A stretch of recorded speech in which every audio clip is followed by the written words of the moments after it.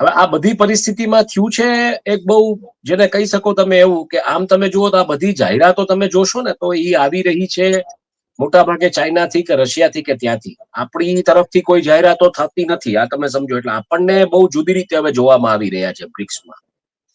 કારણ કે આપણે યુએસએ સાથે એટલા જ કનેક્ટેડ છીએ, જે ડોનાલ્ડ ટ્રમ્પ એમ કે હું બ્રિક્સ થવા નહીં દઉં.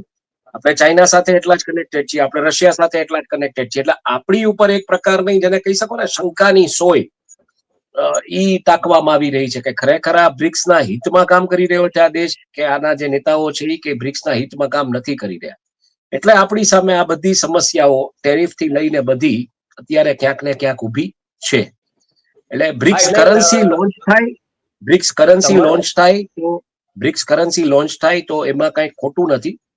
એક સમયે ડોક્ટર જયનારાયણ વ્યાસના શોમાં પણ મેં કીધું હતું કે ભાઈ બ્રિક્સ કરન્સી, ત્યારે જે કરન્સી વોલેટાલિટી ને કરન્સી વોર ચાલતી હતી એ જોતા મેં કીધું હતું કે આટલો બધો રૂપિયો જો બ્લીડ થશે તો એ સમય હું જોઈ રહ્યો છું કે બ્રિક્સ દેશો પોતાની કરન્સી લોન્ચ કરશે. કારણ કે તમારે અલ્ટિમેટલી જો રશિયા એમ કહેતું હોય કે અમે તમારો રૂપિયો નહીં સ્વીકારીએ, ચાઇનીઝ યુઆન સ્વીકારશું, તો બેટર છે કે તમે બ્રિક્સ કરન્સી લોન્ચ કરી દો, જેથી કરીને કોઈની કરન્સી ડોમિનેટિંગ ના થાય. અને ત્યારે મેં આ વાત કરી હતી કે બ્રિક્સ કરન્સી આવશે